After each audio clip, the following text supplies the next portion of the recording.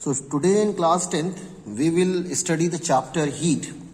So first we should see the scope of the syllabus of this chapter. That is heat and its unit. Unit कौन सी पढ़नी है? Joule और calorie में. फिर temperature पढ़ना है, उसकी unit that is Celsius and Kelvin, Fahrenheit नहीं पढ़ना है. ठीक. फिर थर्मल कैपेसिटी या हीट कैपेसिटी, इसकी डेफिनेशन, इसका फॉर्मूला एंड इसकी यूनिट, एसआई यूनिट. ठीक है. देन स्पेसिफिक हीट कैपेसिटी और थर्मल हीट कैपेसिटी, ठीक, उसका फॉर्मूला एसआई यूनिट. फिर mutual relation between heat capacity and specific heat capacity, ये पढ़ना है. Then principle of method of mixture including the mathematical statement. देखिए मैथमेटिकल स्टेटमेंट हम लोग इससे नहीं पढ़ेंगे, हम लोग सिर्फ एक एग्जांपल से इसको समझेंगे. Mathematical statement, natural phenomena involving specific heat capacity, consequences of high specific heat capacity of water and simple numerical problem. ठीक. सो आज के लिए सिलेबस में हम लोग इतना देखेंगे. Let's see the first topic that is heat. देखिए हीट क्या है? Heat is a form of energy which flows from one part of a system to another part of the system. मतलब किसी सिस्टम के एक पार्ट से दूसरे part में जब एनर्जी फ्लो होती है that is known as heat. ठीक. हम इसको ऐसे भी कह सकते हैं, heat is a type of energy which flows from hotter body to colder body. ठीक. Now what is temperature? Temperature can be defined as the degree of hotness और कोल्डनेस ऑफ द बॉडी. कोई body कितनी गर्म या कितनी ठंडी है, ये उसकी टेम्परेचर की मेजरमेंट होती है. ठीक है. तो टेम्परेचर एक्चुअली में direction of flow of heat भी बताता है. So the temperature which determines the direction of flow of heat. तो हम इसको शॉर्ट में ऐसे कह सकते हैं, temperature is the degree of hotness और coldness of a body and determines the direction of flow of heat. अब direction of flow of heat का मतलब हमेशा हीट जो है वो हायर टेम्परेचर ऑफ बॉडी से लोअर टेम्परेचर ऑफ बॉडी में जाती है. तो हीट की डेफिनेशन, टेम्परेचर की डेफिनेशन पढ़ेंगे. देन आता है यूनिट ऑफ हीट. देखिए यूनिट ऑफ हीट, हीट की एसआई यूनिट होती है जूल, और इसको हम कैलोरी में भी रिप्रेजेंट करते हैं. तो heat is measured in joule. ठीक. अदर यूनिट में क्या है? कैलोरी. ठीक है. अब 1 कैलोरी क्या है? 1 calorie is the quantity of heat required to raise the temperature of 1 gram water by 1 degree Celsius. What is 1 calorie? It is the amount of heat energy which is required to raise the temperature of 1 gram water by 1 degree Celsius. मतलब 1 ग्राम पानी का temperature 1 degree Celsius बढ़ाने के लिए जो heat लगती है उसे 1 कैलोरी कहते हैं. ठीक है. अब कैलोरी और जूल के बीच का रिलेशन इंपॉर्टेंट है, पूछा जा चुका है. 1 calorie is equal to 4.2 joule. सिर्फ इतना याद रखेंगे, 1 calorie is equal to 4.2 joule. अगर हीट आपको किलो कैलोरी में दे दिया जाए तो 1 kilo calorie is equal to 4200 joule. ठीक. नेक्स्ट आता है the difference between heat and temperature. तो जो हम लोग यहाँ पढ़ के आए हैं उसको टेबल के फॉर्म में लिख दीजिए, दैट इज द डिफरेंस. तो हीट का डिफरेंस क्या है? हीट और टेम्परेचर का क्या डिफरेंस है? Heat, it is a kinetic energy due to a random motion of molecules. Molecules के रैंडम मोशन की वजह से जो काइनेटिक एनर्जी जनरेट होती है दैट इज कॉल्ड हीट. या हम सिंपल कह सकते हैं heat is a type of energy. Temperature, it is a degree of hotness और coldness of a body. SI unit of heat is joule, SI unit of temperature that is kelvin. ठीक है. Heat additive quantity है, मतलब heat को हम add या subtract कर सकते हैं, किसी बॉडी को हीट दे सकते हैं या किसी बॉडी से हीट ले सकते हैं. बट टेम्परेचर एडिटिव क्वांटिटी नहीं है. टेम्परेचर ना ऐड कर सकते हैं ना सब्ट्रैक्ट कर सकते हैं, ये तो मेजरमेंट है उसकी हॉटनेस या कोल्डनेस का. तो heat is a additive quantity whereas temperature is not additive quantity. अब आते हैं थर्मल कैपेसिटी. थर्मल कैपेसिटी क्या होता है? The amount of heat energy required to raise the temperature of a substance by 1 degree Celsius is known as heat capacity. कोई sample of substance है, मान लीजिए ये पेन है. अब पेन का मास कम है, ज्यादा है, इससे कोई मतलब नहीं है. इस पूरे पेन का टेम्परेचर 1 डिग्री सेल्सियस बढ़ाने के लिए जो हीट एनर्जी चाहिए होगी that is called heat capacity of this pen. अब उसी की जगह अगर हम मान लीजिए इस बुक की बात करें तो what is the heat capacity? अगर इस बुक का टेम्परेचर 1 डिग्री सेल्सियस बढ़ाने के लिए जितनी हीट एनर्जी लगेगी उसे इस बुक की हम थर्मल कैपेसिटी या हीट कैपेसिटी कहेंगे. तो हीट कैपेसिटी बराबर क्या होता है? Amount of heat divided by rise in temperature, ठीक है। तो फॉर्मूला क्या हो गया हीट कैपेसिटी का, C is equal to Q upon delta T, ये फॉर्मूला याद कर लीजिए। अब इसकी यूनिट क्या होगी, जूल पर डिग्री सेल्सियस या जूल पर केल्विन इसकी यूनिट होगी। तो देखिए लिखी हुई है जूल पर केल्विन, ये देखिए the unit of heat capacity, the SI unit of heat capacity is joule पर डिग्री या जूल पर केल्विन लिखे हैं, जूल पर केल्विन इज ज्यादा सही है, ठीक है, एसआई यूनिट। अब उसके बाद आते हैं स्पेसिफिक हीट कैपेसिटी। अब स्पेसिफिक हीट कैपेसिटी क्या, मान ली इस पेन के 1 ग्राम का हम टेम्परेचर 1 डिग्री सेल्सियस बढ़ाने चाहते हैं, तो किसी भी सब्सटेंस या हम कहें इस पेन का 1 ग्राम का टेम्परेचर 1 डिग्री बढ़ाने के लिए जो हीट एनर्जी लगेगी उसे हम क्या कहेंगे, स्पेसिफिक हीट कैपेसिटी। तो हम इसको ऐसे कह सकते हैं, the amount of heat energy required to raise the temperature of 1 gram of a substance by 1 degree Celsius is called specific heat capacity. देखिए लिखा हुआ है, the specific heat capacity of a substance is defined as the heat required to raise the temperature of unit mass of the substance by 1 degree Celsius, ठीक है। अब इसको हम क्या कह सकते हैं, amount of heat required divided by mass into rise in temperature, that is called specific heat capacity. Formula इसका ये दिया है Q upon m delta T. देखिए Q अपॉन डेल्टा टी क्या होता है, हीट कैपेसिटी। तो हम ऐसे भी कह सकते हैं Q अपॉन डेल्टा C की जगह हम हीट कैपेसिटी भी लिख सकते हैं, जो रिलेशन हम लोग आगे देखेंगे। तो heat required to raise the temperature by 1 degree Celsius क्या होगा, mc डेल्टा टी, ठीक। अब आता है unit of specific heat capacity, तो सिंपल है, unit of specific heat capacity joule per KG per Kelvin या joule per KG per degree Celsius. इसको calorie per gram per degree Celsius या kilo calorie per kilogram per degree Celsius भी कह सकते हैं, ठीक।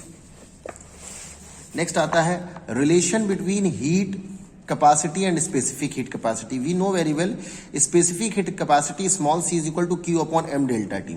तो Q बराबर क्या हुआ, mc डेल्टा टी। अब स्पेसिफिक हीट कैपेसिटी क्या होता है, C dash is equal to Q upon delta T. तो जहां पे Q अपॉन डेल्टा टी है वहां पे C डैश लिख दें, तो C dash is equal to क्या होगा, mc, या heat capacity is equal to mass of the substance into specific heat capacity, ये रिलेशन है।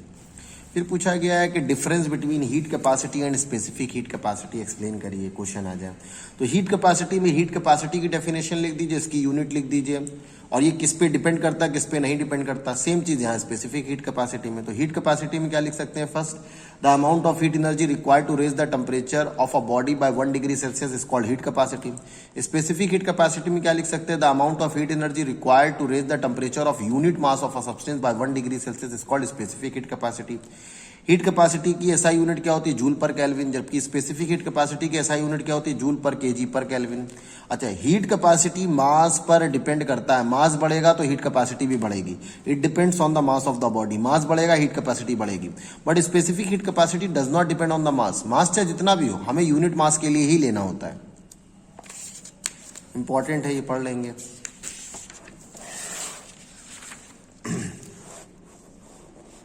अब है some examples of high and low specific heat capacity. देखिए the specific heat capacity of mercury is low, hence it is used in thermometer. देखिए जितने भी metal होते हैं उनकी हीट कैपेसिटी लो होती है, जैसे मरकरी हुआ, कॉपर हुआ, आयरन हुआ, सिल्वर हुआ, गोल्ड हुआ, ये जितने भी मेटल हैं इनकी हीट कैपेसिटी लो होती है। तो जिन मटेरियल की हीट कैपेसिटी लो होती है वो जल्दी अपना टेम्परेचर राइज कर लेते हैं, जैसे आयरन, स्टील और कॉपर, इनके यूटेंसिल्स बनाए जाते हैं खाना पकाने वाले। क्यों? क्योंकि ये जल्दी से गर्म होते हैं और खाना जल्दी पकता है। अगर इन्हीं की जगह हम ऐसा मटेरियल यूज करें जिनकी हीट कैपेसिटी ज्यादा हो तो वो ज्यादा से ज्यादा एनर्जी अपना खुद एब्जॉर्ब करेंगे, जबकि खाना पकाने में कम एनर्जी जाएगी। मतलब खाना पकाने में जो एनर्जी ट्रांसफर होगी वो कम होगी और ये खुद ज्यादा खा लेंगे। So the specific heat capacity of mercury is low, hence it is used in thermometer. Question पूछा जा सकता है, which material is used for making thermometer and why, या you can be asked in such a manner that mercury is used in thermometer, why. तो आप लिखोगे mercury is used in thermometer because its specific heat capacity is low. फिर कह रहे हैं coconut oil फ्रीजेज more quickly in winter than the oils due to its low specific. जो coconut oil होता है दूसरे ऑयल्स की कंपैरिजन में जल्दी जम जाता है क्योंकि उसकी स्पेसिफिक हीट कैपेसिटी लो है। जो भी मटेरियल जल्दी गर्म हो, जल्दी ठंडे हो या जल्दी जम जाए, जल्दी पिघले, उनकी स्पेसिफिक हीट कैपेसिटी कम होती है। अब सिंपल से एग्जांपल आपसे कहा जाए सरसों का तेल की स्पेसिफिक हीट कैपेसिटी ज्यादा है या कोकोनट ऑयल की? ऑफ कोर्स सरसों के तेल की ज्यादा है, क्योंकि वो गर्मी में भी लिक्विड स्टेट में रहता है, सर्दी में भी लिक्विड स्टेट में रहता है। तो जिसकी आइडेंटिटी या स्टेट आसानी से चेंज ना हो उसकी हीट कैपेसिटी ज्यादा होती है। फिर आता marbles floors become too cool in winter and too hot in summer. जो मार्बल होते हैं, जो टाइल्स पत्थर, ये सर्दी में बहुत ज़्यादा ठंडे हो जाते हैं और गर्मियों में गर्माते हैं। क्यों? क्योंकि इनकी स्पेसिफिक हीट कैपेसिटी लो है। ठीक है, तो ये कंसिक्वेंसेस हैं। फिर कह रहे हैं vessel use for measurement of heat is made up of, देखिए जो कैलोरी मीटर आगे हम लोग पढ़ेंगे, कैलोरी मीटर में जो वेसल यूज किया जाता है, बर्तन जिसमें सब्सटेंस रखा जाता है, वो कॉपर की थिन चादर का बना होता है और कॉपर की स्पेसिफिक हीट कैपेसिटी लो होती है। फिर कह रहे हैं बेस ऑफ द इंपॉर्टेंट, कई बार क्वेश्चन पूछा जा चुका है, why the base of the cooking pan are made thick. तो base of the cooking vessel and electric iron is made thick, why? Because अगर वो मोटे नहीं बनाए जाएंगे तो उनकी हीट कैपेसिटी कम रहेगी। स्पेसिफिक हीट कैपेसिटी तो कम है, हीट कैपेसिटी भी कम हो जाएगी, तो वो बर्तन जल्दी ठंडे हो जाएंगे और जल्दी गर्म होंगे। जल्दी गर्म होने से खाना जलने का डर रहता है, ठीक, और जल्दी ठंडे होने से खाना देर तक गर्म नहीं रह पाएगा, तो दोनों नुकसान है।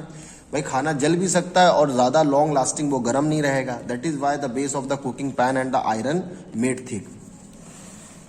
फिर आता है consequences of high specific heat capacity of water. Water की हाई स्पेसिफिक हीट कैपेसिटी के क्या फायदे हैं?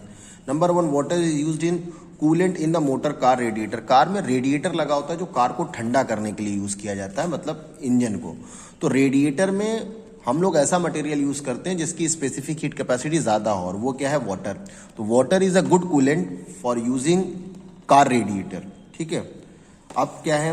Water is use in hot water bottle for fermentation. देखिए पानी एक बार जब गर्म हो जाता है, क्योंकि उसकी स्पेसिफिक हीट कैपेसिटी ज्यादा है, तो बहुत देर तक गर्म रहता है।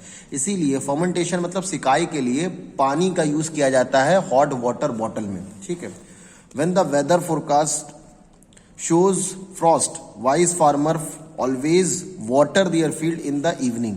कह रहे हैं जब वेदर फोरकास्ट होता है कि बहुत जल्दी ओला गिरने वाला है, पाला गिरने वाला है, तो फार्मर अपने खेत को पानी से भर देते हैं। क्यों? देखिए पानी तो ठंडा होता है, कॉमन सेंस तो हम लोग यही लगाते हैं कि पानी ठंडा होता है तो खेतों में भर देंगे तो और ज़्यादा ठंड लगेगी, पेड़ों को वो खराब हो जाएंगे। बट ऐसा नहीं होता।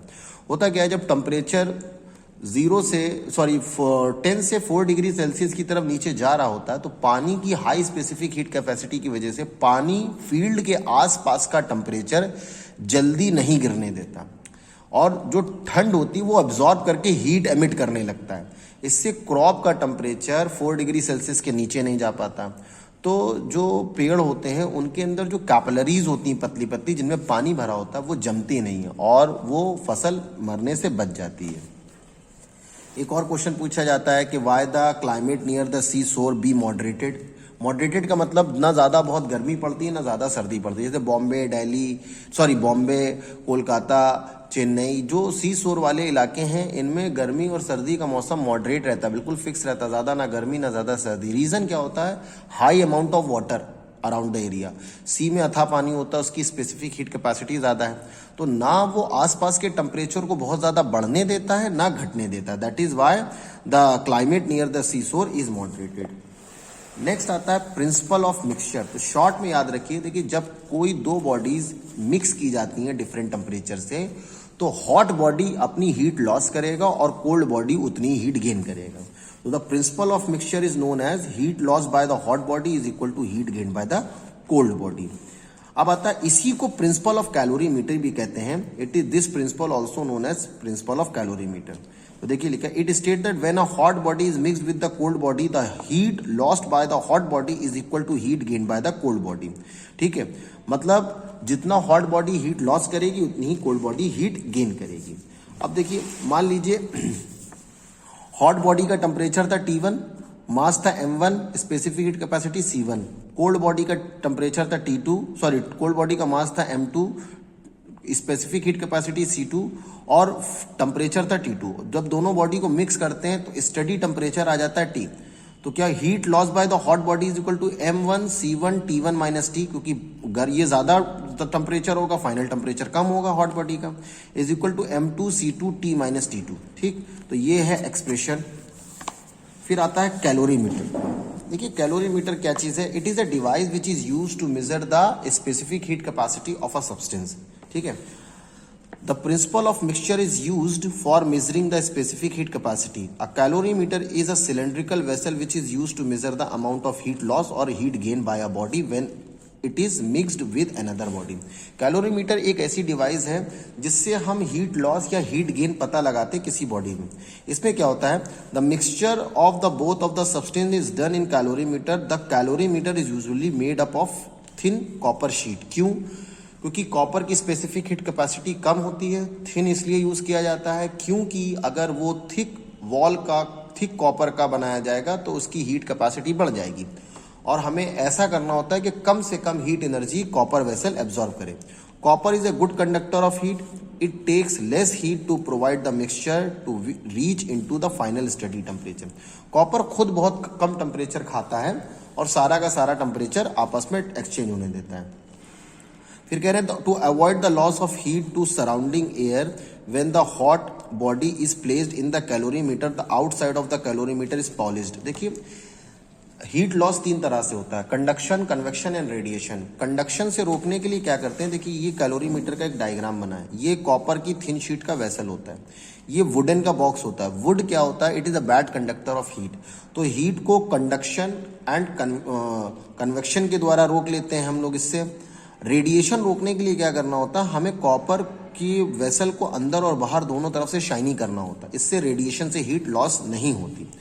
इसमें क्या, ये कैलोरीमीटर का डायग्राम है। एक लकड़ी का चैम्बर होता है जिसमें एक कॉपर वेसल रखा होता है, ऊपर से लिड लगी होती है, ढक्कन में दो छेद होते हैं।